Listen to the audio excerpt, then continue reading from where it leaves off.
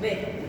Entonces, una vez que el microorganismo entra al organismo, va a estar pasando o va a estar generando respuestas en estos 4 territorios. ¿Por qué? Porque cada uno de ellos veremos que son órganos linfoides, son los encargados de producir las células, los linfocitos, que forman las células de la defensa.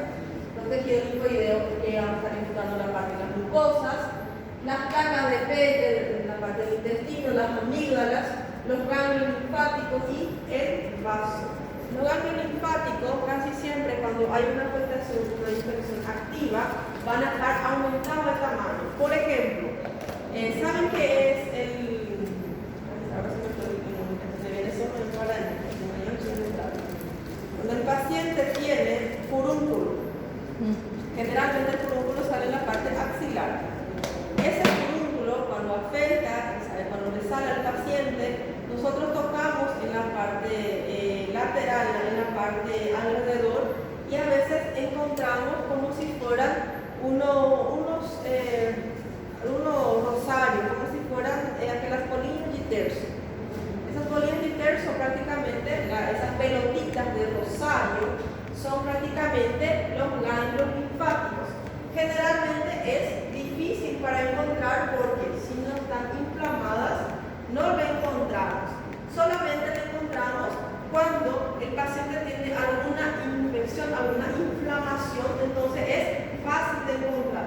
Generalmente encontramos en la parte retroauricular, encontramos en la parte cervical, a veces el paciente presenta lo que sería ese furúnculo y a veces esa inflamación le duele toda esa parte también y podemos estar encontrando lo que serían esas bolillas que van a ser los ganglios linfáticos. Encontramos en la parte axilar y también en la parte inguinal, que es bien más fácil, digamos, vamos a estar encontrando con mayor facilidad cuando el paciente tiene algún tipo de infección o inflamación. Y después tenemos los tipos de inmunidad. Los tipos de inmunidad que van a ser congénita y adquirida. Cuando hablamos de inmunidad congénita, van a ser esos que el paciente ya va a estar desarrollando a partir o desde el nacimiento. Ya nace con esa inmunidad, entonces por eso es congénito. Después vamos a estar viendo que la inmunidad puede ser adquirida. Puede ser una inmunidad adquirida activa o pasiva. Cuando hablamos de inmunidad adquirida activa, tenemos natural y artificial. En la natural va a ser tras padecer una enfermedad. Entonces, paciente tuvo dengue, por ejemplo, dengue tipo 1, entonces va a estar adquiriendo los anticuerpos para que cuando después tenga otra vez otro cuadro parecido, ya no sea más tan grave su cuadro. Entonces, va a estar generando o va a estar teniendo esos anticuerpos después de tener la enfermedad. Después tengo la adquirida activa artificial, que va a ser a través de las vacunas. Las vacinas van a estar llevando en su interior lo que serían los virus muertos y los virus vivos, y todo eso le va a estar sirviendo para estar formando los anticuerpos. Después tenemos la inmunidad adquirida pasiva, que va a ser natural y artificial. Cuando hablamos de la natural, va a ser a través de la lactancia y lo que se fue desarrollando se fue en la parte de la placenta. Y la artificial va a ser a través de sueros que el paciente va a estar desarrollando. Doutor, por que às vezes, no exemplo, a primeira vez que toma a vacina da gripe fica gripado logo em seguida? Porque son virus. Entonces producen la enfermedad así como si fuera. Por eso es que a crianza, cuando nosotros le colocamos al paciente pediátrico vacina, él fica con fiebre, porque el organismo todavía no conocía ese microorganismo. Entonces está tratando como si fuese una doença, digamos, o cuerpo está reagindo contra ese microorganismo, esa vacuna en el caso, intentando evitar que produzca la enfermedad del paciente. Entonces el paciente fica gripado, fica con fiebre, porque sería prácticamente todo eso lo que produce el virus en sí, ¿verdad? Pero para que yo pueda estar teniendo una inmunidad, para que yo, cuando yo tenga un segundo contacto, ya no tenga todo ese cuadro clínico. Y vemos que en ese mecanismo de defensa vamos a tener entonces la defensa inespecífica a través del mecanismo innato y la defensa específica a través del mecanismo adquirido. Cuando hablamos de defensas inespecíficas, el mecanismo innato, vamos a estar teniendo los mecanismos innatos externos y los internos. Dentro de los externos, vamos a estar encontrando a las barreras físicas, a la piel, la parte química y la flora propia del organismo. Y vemos que en esta parte del mecanismo innato vamos a estar encontrando, por ejemplo, las células asesinas, natural killer, voy a estar encontrando también las células fagocitarias y el interferón. Y los complementarios que me van a estar sirviendo, digamos así, ayudando a detener esa infección. Dentro de las células fagocitarias, tenemos neutrófilos y macrófagos también que van a estar trabajando para evitar, digamos así, esa propagación de la enfermedad. Tenemos las defensas específicas, los mecanismos adquiridos, que van a ser celulares y moleculares. Cuando hablamos de celulares van a ser los linfocitos y cuando hablamos de moleculares van a ser los anticuerpos que van a estar creando memorias, digamos así, para que cuando el paciente tenga nuevamente un cuadro ya no sea más tan severo como la primera vez.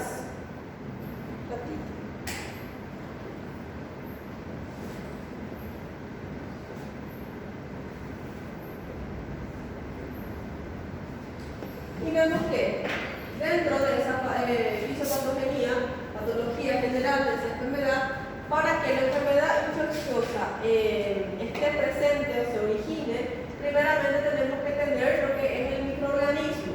Ese microorganismo tiene que estar entrando en el organismo para poder producir la enfermedad.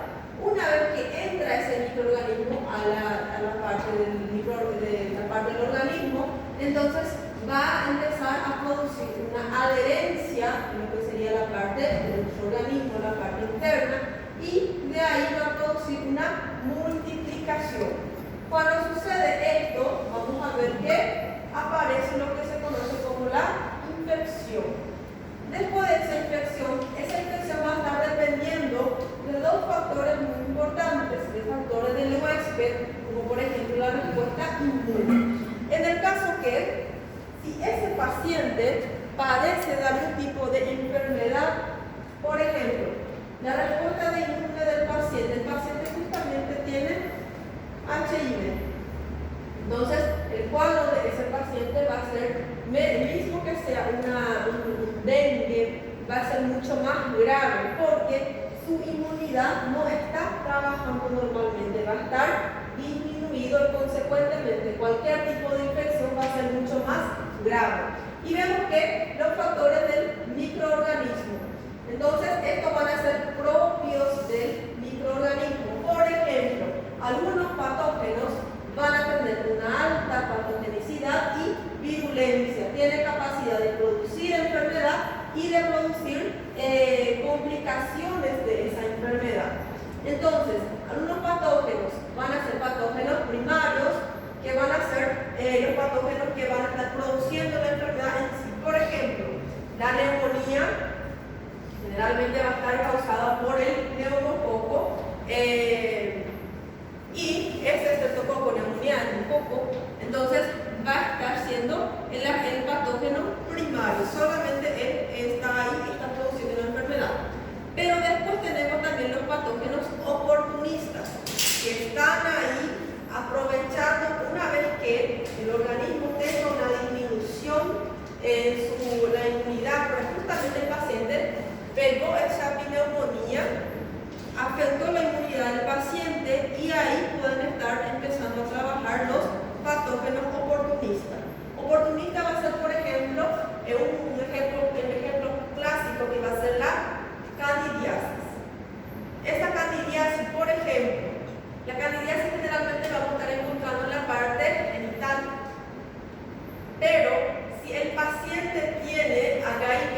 va a aparecer también en la parte oral del paciente. Entonces va a estar produciendo, muchas veces llega hasta la parte pulmonar y prácticamente provoca una complicación, provoca cuadros severos en el paciente, porque afecta la lengua del paciente, afecta la parte bucal y va bajando en toda la parte de la mucosa hasta llegar a la parte pulmonar. Entonces, en esos casos podemos llamarle de oportunista, porque si mi inmunidad está bien, está sana, entonces él no consigue estar aprovechando, digamos así. Pero cuando una vez el paciente tiene, por ejemplo, HIV, entonces él va a salir y va a hacer la fiesta, va a empezar a producir las complicaciones en el cuerpo del paciente. Por eso es que en el paciente con HIV nosotros vamos a ver varias complicaciones, porque algunos patógenos van a estar aprovechando, ya que el paciente ya está con inmunidad baja, entonces aparecen todas las infecciones posibles.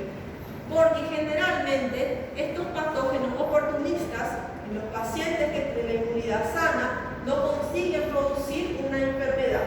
Pero una vez que el paciente tenga, por ejemplo, esta enfermedad, entonces ellos salen y se multiplican, empieza a aparecer el cuadro clínico en el paciente. Y también tenemos los no patógenos, por ejemplo la flora comensal, que el paciente, por ejemplo, tenemos normalmente la flora, la microbiota o la flora comensal, pero si el paciente tiene, por ejemplo, alguna enfermedad de base, o como por ejemplo la VIH, entonces esas bacterias, esos microorganismos de la parte de la flora pueden empezar a producir las enfermedades. Y todo esto, estos factores, esa infección, va a estar llevando a una colonización cuando tenemos el microorganismo en la parte externa de nuestro organismo. Infección latente o subclínica es como el paciente tiene la enfermedad, no desarrolla la clínica, pero es capaz de pasar la enfermedad a otras personas. Esta infección, una infección latente que va a ser prácticamente el herpes. El herpes está en el organismo del paciente. Una vez que disminuye la inmunidad del paciente, una vez que el paciente se queda demasiado preocupado con la prueba de fisiología, una vez que el paciente se queda mucho estresado porque son las semanas de pruebas, entonces el paciente empieza a desarrollar un cuadro de herpes, ya estaba luego en el organismo, pero se va a activar una vez que haya un cambio, digamos así, en la inmunidad. Se activa lo que es esos microorganismos. Por eso es que, no sé si ya vieron pacientes que tienen, se me fue el nombre. Hoy estoy súper con mi memoria. Sé cuál es el agente biológico, pero el fuego San Antonio, no sé si ya escucharon. de vírus. Sí, herpes zóster. Entonces, el paciente tiene lo que sería ese herpes zóster y afecta especialmente la parte de los nervios intercostales. ¿Por qué que siempre aparece en esa porción? ¿Por qué no aparece en otro lugar? Porque ellos, una vez que entran en el organismo, ellos ya se quedan ahí quietitos. ¿Ya se quedan dónde? Se quedan en estos nervios intercostales. Ellos se quedan ahí en silencio y una vez que el paciente tenga, por ejemplo, un cuadro de neumonía, una vez que descienda su inmunidad, viene y aparece el cuadro de herpes zóster. Empieza a aparecer esas vesículas en la parte intercostal. ¿Por qué siempre en la parte intercostal? Porque a ellos les encantan los nervios intercostales y es donde ellos se van a estar forajidos, digamos así, en esas porciones. Entonces, una vez que el paciente tiene descenso de la inmunidad, aparece lo que es ese fuego San Antonio o que nosotros llamamos como herpes zóster. Son duas coisas completamente diferentes, a herpes e a herpes zóster. Van a ver que el herpes se divide en 6 familias, 5 o 6 grupos. Cada uno de ellos va a estar produciendo, digamos así, infección a vesículas y todo más. El herpes es tipo de la familia de los, es un herpes, solo que su tratamiento va a ser diferente, digamos así, y su clínica también es diferente porque va a estar afectando los nervios en la parte intercostal.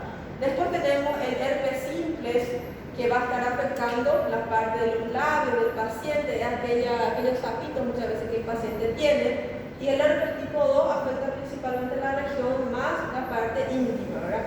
Y después tenemos el Epstein-Barr y todo más, y todos ellos tienen características, digamos, y todos son herpes, solo que van a estar, son diferentes, digamos así, en su serotipo, digamos así, se divide según la localización donde va a estar actuando en el organismo.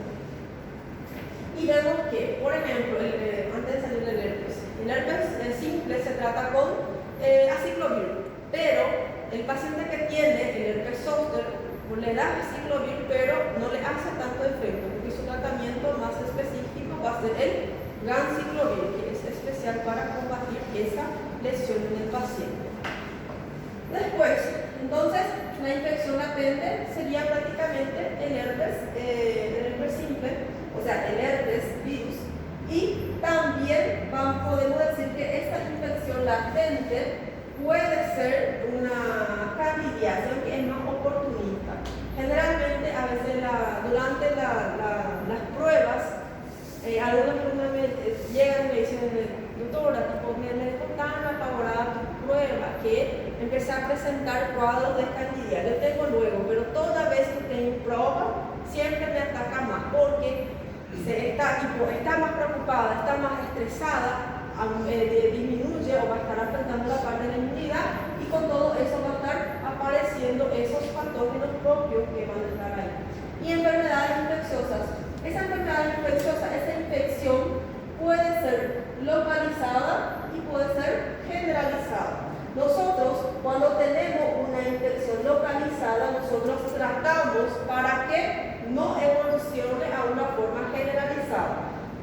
Por ejemplo, si el paciente tiene el furúnculo, le vamos a tratar esos furúnculos para que no llegue a desarrollar el paciente, por ejemplo, una sepsis, una septicemia. El paciente, entonces, cuando hablamos de infección generalizada, la sepsis, la septicemia, va a ser cuando esa infección ya pasó en la parte de la torrente y ya está afectando todo el organismo del paciente. Cuando eso pasa, el tratamiento es más complejo, los antibióticos son de mayor espectro y el paciente ya no puede mandar en casa porque el tratamiento tiene que ser intrahospitalario. Entonces, nosotros para evitar todo eso vamos a estar tratando en el momento cuando esa infección es localizada.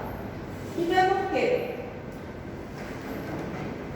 todas esas células, ¿cuáles van a ser lo que van a estar apareciendo primero? Igual, ¿qué es la función que va a estar presentando en el organismo? Por ejemplo, en la infección inicial, y acá tenemos la reinfección. Podemos ver que en la reinfección los cuadritos disminuyeron, porque acá el organismo ya conoce ese agente, porque ya tuvo contacto con ese agente infeccioso. Y acá podemos ver que es la primera vez, entonces el organismo no conoce todavía ese microorganismo, entonces todo lo que sucede en la parte del interior del organismo va a ser mucho más complejo. A veces me acuerdo, la primera vez que se pega el libro de Harrison, o el libro de Guyton, no saben por dónde empezar. Más cuando posee la FACE, fisio 1, cuando vas a hacer fisio 2 ya tenés más facilidad porque ya tenés una base, digamos así. Entonces, es como si fuera de esa manera. Acá, por ejemplo, ustedes están en fisio 1 y acá ya están en fisio 2, ya conocen cómo funciona. Entonces, en infección inicial, vamos a ver que la inmunidad innata va a estar trabajando a partir del momento de que entre ese microorganismo en el organismo hasta 4 horas. ¿Qué va a estar sucediendo? El organismo va a estar avisando que hay una infección. Entonces, ¿qué sucede? Reconocimiento por efectores específicos preformados. ¿Cuál va a ser el objetivo de estos factores específicos? eliminar el agente infeccioso del organismo. Todos ellos pueden ver que tienen el mismo objetivo. Después, la respuesta en mucina temprana sucede 4 a 96 horas después que ese microorganismo entró al organismo. Entonces, ¿qué va a estar sucediendo? Reclutamiento de células efectoras.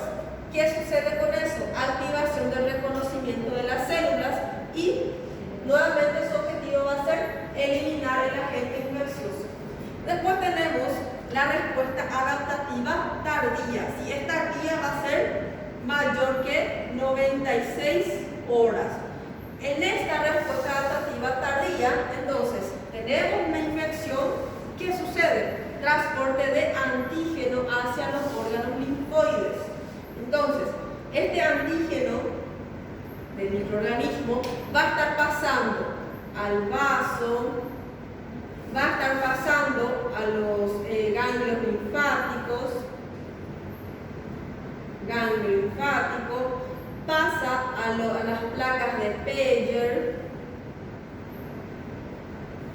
pasa también a lo que sería a las amígdalas,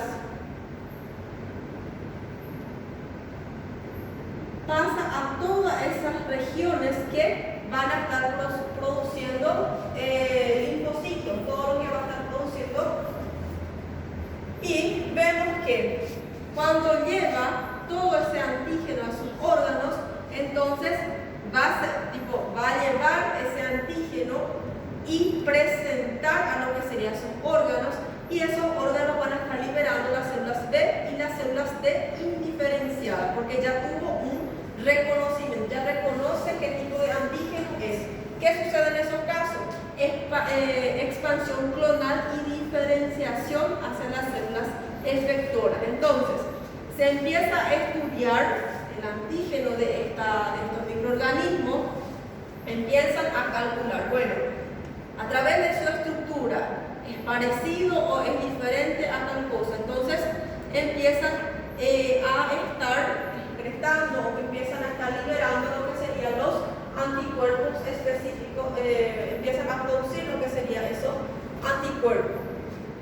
Y después tenemos lo que sería la reinfección. Acá es cuando por segunda vez el paciente tiene dengue tipo 1. Entonces, en la reinfección vamos a ver la inmunidad protectora y la memoria inmunitaria. En la inmunidad protectora vemos que hay una reinfección. ¿Qué sucede entonces? Reconocimiento por anticuerpos preformados y células T efectoras. ¿Qué va a ser su función? Cuando reconoce el antígeno a través de los anticuerpos que ya están formados, se van a estar produciendo la eliminación del agente infeccioso.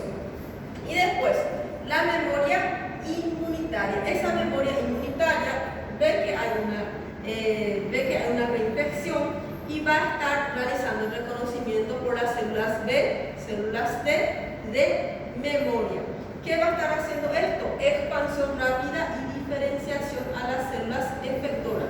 Entonces, va a estar expandiendo información de forma rápida y va a estar realizando la diferenciación, ya sabes, si es bacterias, si es protozoarios, si es virus, y todo eso va a estar llevando a que se elimine el agente, se elimine la infección, se reconozca cuál es el agente infeccioso.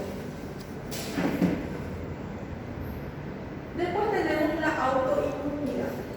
Nuestro organismo es capaz de reconocer cuál es una célula que no es propia del organismo y cuáles células son propias del organismo.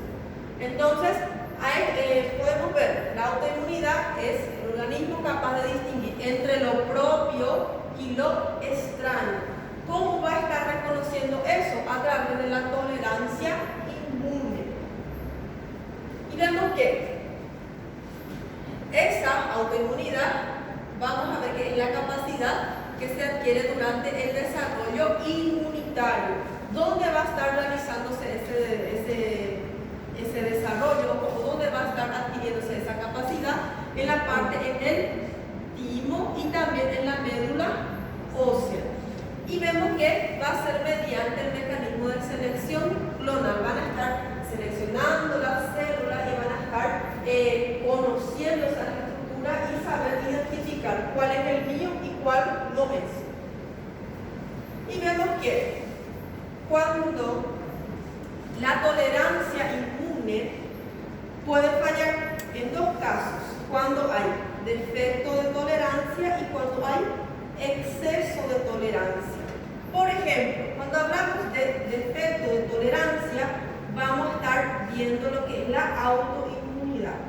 Esa autoinmunidad vemos, por ejemplo, en el lupus. ¿Qué pasa en el lupus? El paciente no reconoce sus células propias. ¿Qué sucede en el lupus? El propio organismo empieza a destruir las células sanguíneas, destruye toda la parte de las serosas, afecta órganos, por ejemplo, como el riñón, produce una nefritis lúpica y por último va a estar afectando la parte del sistema nervioso, va a estar produciendo lo que se conoce como una psicosis lúpica. Esa es la fase final.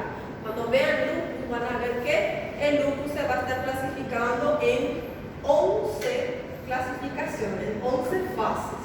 En cada fase va a haber, por ejemplo, primeramente afecta las células de la sangre, va a estar produciendo anemia, el paciente va a tener disminución de plaquetas, disminución de glóbulos blancos, después afecta la parte de la serosa del paciente, el paciente presenta serositis, pleuritis, después va a estar presentando lo que sería afectación en la parte de la piel del paciente. Por eso el paciente tiene una fotosensibilidad, porque tiene afectación de la parte de la piel. El paciente no puede salir en el sol porque pierde esa capacidad de estar en el sol expuesto, porque tiene una afectación. El paciente, solamente ya escucharon, el paciente desarrolla una afectación o un eritema malar que es conocido como asa giporboleta. Ese es característico. Si te dice el cuadro clínico: paciente femenina, 24 años de edad, acude a consulta, justamente al examen físico, yo veo que la paciente presenta eritema malar en asa giporboleta.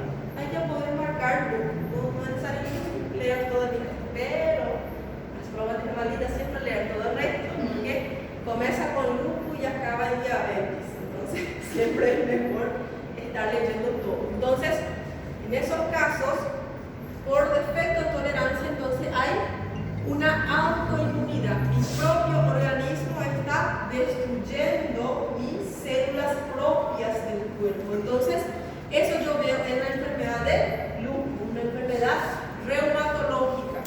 Y después tenemos por exceso de tolerancia. Esto sería la inmunodeficiencia.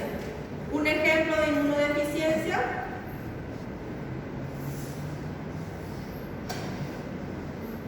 acá disminuye inmunidad y acá aumenta. Entonces, en el HIV sucede que ese virus va a estar afectando las células TCD4, va a estar destruyendo esas células y cuando nos damos cuenta, el paciente ya tiene los glóbulos blancos demasiado bajos, ya no tiene más inmunidad. Por eso es que el paciente con HIV puede estar falleciendo, por ejemplo, por un resfriado, por un rinovirus. Va a estar complicándole la vida porque nadie le está defendiendo a este paciente. Y vemos que, por ejemplo, si mi paciente está internado en el hospital, justamente el paciente vino por una apendicitis. Le hice la apendicectomía. Después de unas horas, el paciente empezó a desarrollar un cuadro de fiebre. ¿Cuál es la primera cosa que vamos a pensar? Que esa fiebre va a ser causada por su cirugía, ¿verdad? Que va a ser una infección o herida quirúrgica, que probablemente esa herida se infectó y por eso el paciente tiene esa fiebre. A gente não vai pensar, por isso tem. Que a primera cosa que a gente piensa aquí va a ser justamente el paciente tiene una incisión, tiene una cirugía, entonces ese va a ser el probable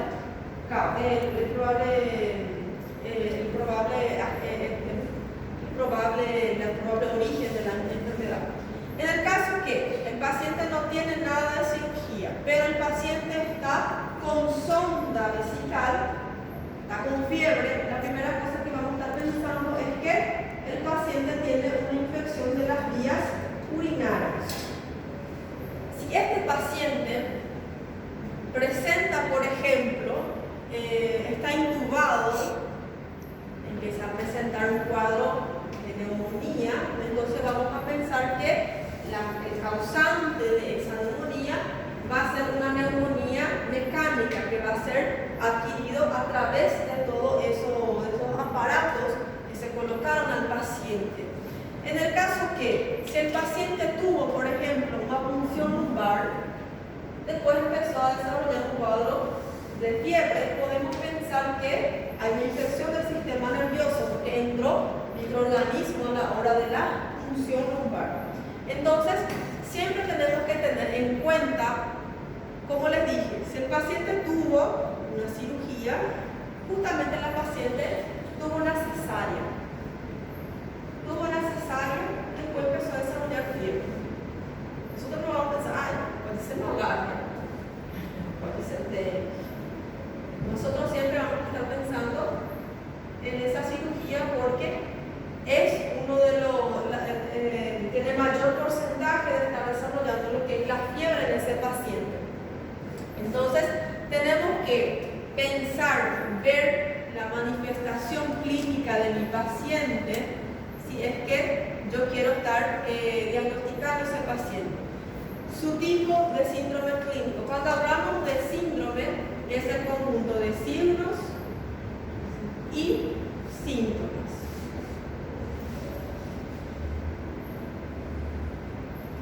Y vemos que, entonces primeramente tenemos que tener en cuenta el tipo de síndrome clínico, los signos y síntomas. Si el paciente tiene fiebre, no podemos decir, seguramente es tétano, solamente tiene fiebre.